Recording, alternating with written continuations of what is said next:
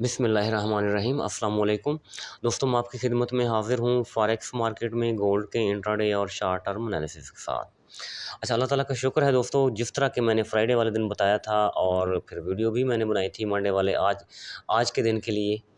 तो उस वीडियो में भी मैंने यही बोला था कि मार्केट टॉप से सेल आएगी और कहाँ तक आएगी, विक का कम से कम 50 टू 80% फिल करेगी और मार्केट ने वैसा ही किया। इस वक्त हमारे पास D1 का टाइम फ्रेम है, तो रिट्रेसमेंट एरिया भी मैंने आपको बताया था। देखिए, मार्केट तकरीबन 38% रिट्रेसमेंट मुकम्मल की। इसके बाद डेली की कैंडल, ठीक है जी, डेली की कैंडल वापस बुलिश ट्रेंड की तरफ जाने की कोशिश कर रही है। तो तो यहाँ एक और बात मैं आपको बता दूँ, चलो याद आ गई है। देखिए, 38 से उठी है तो पहला टीपी हमारा क्या होना चाहिए? पहला टीपी हमारा 68 होना चाहिए। ठीक है जी, 38% ऑफ फैबो से उठी है ना, तो 50% ऑफ फैबो क्या बनता है हमारा? 68, 2368। तो कम से कम यहाँ तक तो हर सूरत ही जाना चाहिए, ठीक है। देखिए, मेरी बात सुने, एक चीज़ क्लियर है। तो अभी मैंने सिग्नल लगवाया ग्रुप में, सिग्नल में दोस्त कह रहे हैं, मैं ये नहीं हरगिज़ कहूँगा कि ठीक है, उनकी बात बिल्कुल ठीक है, मैं एक्सेप्ट, लेकिन एक चीज़ है, अगर मार्केट ने सेल आना भी है तो कम से कम इस लेवल से आएगी, 68 17 नियर अबाउट यहाँ, ठीक है जी। 73 भी ऊपर इंपॉर्टेंट लेवल पड़ा हुआ है, तो मार्केट ऊपर जाएगी, ऊपर से रिजेक्शन लेके फिर ये नीचे आ सकती है।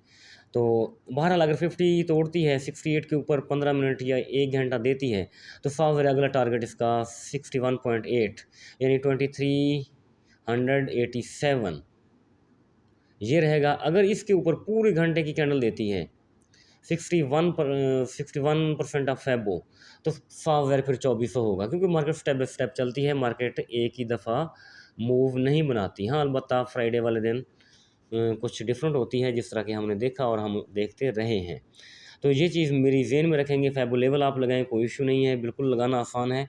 मेथड मैं आपको बता देता हूँ। देखें, मैंने यहाँ से फैबो लगाया था, ये मार्केट ने टॉप बनाया था, अपना हायर हाई बनाया था 2449 से लेके 2287 तक फैबो लगाएं, लेवल आपके सामने आ जाएंगे, कोई इशू नहीं है, कोई दिक्कत नहीं है। तो स्टेप बाय स्टेप मैंने आपको बता दिया है, ठीक है जी। तो फैबो के हवाले से अगर हम बात करें तो ये वाले हमें कुछ रिज़ल्ट देखने को मिलते हैं। H4 का टाइम फ्रेम देखा जाए, H4 के टाइम फ्रेम में स्ट्रॉन्ग रिजेक्शन पड़ी हुई है मार्केट की। देखें, 50 का मूविंग एवरेज है, मार्केट ने इसको टैप किया है, ठीक है जी, टैप किया है नीचे 38.2 फैबो की रिट्रेसमेंट पड़ी हुई है, डबल कंफर्मेशन हुई इस जोन में। तो मैंने यहाँ से बाय कराया और माशाल्लाह बाय हमारा पहला टीपी 60 वाला हिट कर चुकी है अल्लाह ताला के हुक्म से। तो H4 का टाइम फ्रेम है, बहरहाल टाइम तो लगेगा, इतनी जल्दी इनकी मेरे ख्याल में जल्दी ना की जाए। तो फिर वही लेवल 50 का लेवल, 61 का लेवल, तो स्टेप बाय स्टेप इंशाल्लाह हम ऊपर जाने की कोशिश करेंगे। इसके साथ साथ अगर देखा जाए RSI को, RSI पहले स्ट्रांगली नीचे गिरी, अब RSI अपना रुख ऊपर किए हुए हैं। अगर RSI ऊपर जाती है तो सावरे मार्केट को भी ऊपर जाना पड़ेगा और RSI दूसरे अल्फाज में बाइंग एरिया कम से कम शो कर रही है, बाइंग पोजीशन शो कर रही है इस वक्त RSI। H1 में जाने की कोशिश करें तो H1 भी हमें तकरीबन वही कहानी सुनाता है। इधर हमें 200 का मूविंग एवरेज है, 38% रिट्रेसमेंट ऑफ फैबो है, ठीक है जी। तो यहाँ भी डबल कन्फर्मेशन है H1 में भी। तो RSI बिल्कुल बॉटम में 30 के ऊपर है। जब भी RSI 30 के ऊपर होता है लेकिन इनगल्फिंग ना हो तो 30 से हम बाय किया करते हैं। तो अगर इनगल्फिंग से गिरी हुई हो मार्केट या इनगल्फिंग से उठी हुई हो तो 30 के नीचे सेल करते हैं, 70 के ऊपर बाय करते हैं, अगर इनगल्फिंग जोन को रिस्पेक्ट कर रही हो तो, ठीक है जी। तो उस सूरत में तो इस वक्त RSI 32 यहाँ से ऊपर उठने की कोशिश कर रहा है, यानी बिल्कुल बॉटम में पड़ा हुआ है, RSI को ऊपर उठना ही पड़ेगा। H1 का टाइम फ्रेम हमें ये बता रहा है। इसके बाद हम आते हैं ट्रेडिंग व्यू में। ट्रेडिंग व्यू में क्या कहानी सुनाता है, इंपॉर्टेंट चीज़ है, जहन में रखिएगा। डिस्कस कर लेते हैं प्रीवियस, कोई इशू नहीं है जी। यहाँ तक आइए, मार्केट मंथली से उठी,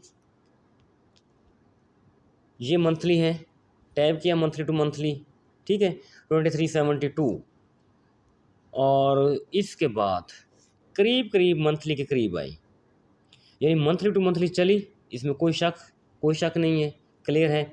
अब इम्पॉर्टेंट चीज़ मैं आपको बताता हूँ। देखिए ये ईयरली लेवल है 2350, एक दफ़ा रिस्पेक्ट ली, दूसरी बार रिस्पेक्ट ली, अब तीसरी बार रिस्पेक्ट ली। देखिए अगर ब्लैक लाइन से उठ रही है तो ब्लैक टू ब्लैक जाना चाहिए, 2400 2409 ईयरली लेवल है। ईयरली लेवल को 3 दफ़ा रिस्पेक्ट दे चुकी है, सपोर्ट बना चुकी है, स्ट्रांग सपोर्ट बना चुकी है। तो यही चीज़ देख करके मैंने आपको 2404 2404 ये वाला टीपी दिया। सिग्नल देखें तो उसमें आखिरी टीपी ये है। बाकी गैब की जो गैब का इल्म है वो तो अल्लाह ताला के पास है, तो हम तो जस्ट टेक्निकल एनालिसिस करते हैं। बस इन कैंडल्स को देख के या मार्केट की मूवमेंट को देख के एक अंदाज़ा लगाते हैं। तो अल्लाह ताला बेहतरी फरमाएगा, इंशाल्लाह हमारा अंदाज़ा बेहतर रहेगा। अल्लाह ताला के हुक्म से मार्केट वैसे ही चलेगी जैसे हमने ये बनाया हुआ है, अपना सेटअप बनाया हुआ है। ठीक है जी, घंटे का टाइम फ्रेम है हमारे पास।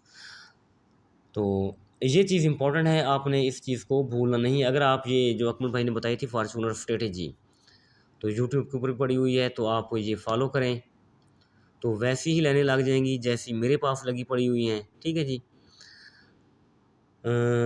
ऊपर जो हमारा सेल जोन है मैं आपको ये बता दूं, ये तो बाय जोन से उठ रही है ना मार्केट, ये बाय जोन है ना हमारा। ठीक है जी, और मुसलसल ऊपर उठ रही है, फिर इसने सपोर्ट बनाया ईयरली लेवल को। ठीक है जी, यहाँ से उठी, तो अब अगर सेलिंग जोन है हमारा, स्ट्रॉन्ग सेलिंग जोन है घंटे के टाइम फ्रेम के हवाले से, तो वो ये बन रहा है।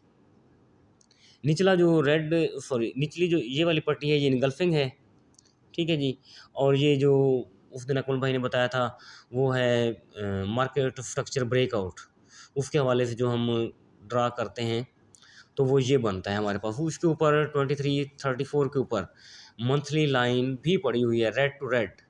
ठीक है जी, अगर मार्केट यहाँ से उठती है 72 को बेस बनाती है या 2396 को बेस बनाती है या सपोर्ट, एक ही बात है बेस या सपोर्ट, तो यहाँ सपोर्ट लेके उठती है तो साफ ज़रा ये रेड लाइन तक इसको जाना बनता है 2434 तक। तो इंशाल्लाह अल्लाह खैर करेगा। तो ग्रुप में इंशाल्लाह गाहे बगाहे मैं आपको सिग्नल भी देता रहूँगा और साथ साथ जो लेटेस्ट अपडेट्स हैं वो भी इंशाल्लाह शेयर करता रहूँगा आपसे। तो अब हमने देखना ये है कि आया 2350 को मार्केट ब्रेक करती है या इसके ऊपर स्टे करती है। हाँ, अगर इसको ब्रेक किया, कम से कम 1 घंटे की कैंडल नीचे दी, तो रिटेस्ट के ऊपर हम सेल करेंगे और फिर निचला लेवल देखें, सीधी सी बात है 2295। ठीक है जी, 1 दिन लगे, 2 दिन लगे, 4 दिन लगे, ये एज़ पर रूल बात कर रहा हूँ। ठीक है, मैं खुद कोई बात नहीं कर रहा। अगर 50 के नीचे ही आना है इसने, मार्केट ने 2350 के नीचे आना है, तो फिर आप 30-40 मेरे ख्याल में फिर तो हमें 2295 तक ही वेट करना चाहिए। ठीक है जी, अल्लाह खैर करेगा इंशाल्लाह। तो एक ज़ोन अलबत्ता ज़रूर पड़ा हुआ है काफ़ी दिनों से, ये वाला ज़ोन है, तो ये भी रिजेक्शन एरिया है घंटे के हवाले से, यहाँ से भी बाय हो सकती है। तो दोस्तों ये आज की वीडियो थी, शॉर्ट वीडियो बनाई है लेकिन लेवल मैंने आपको सारे शेयर कर दिए हैं। अपना बहुत सारा ख्याल रखिएगा, मुझे दुआओं में याद रखिएगा। थैंक यू, अल्लाह हाफिज़।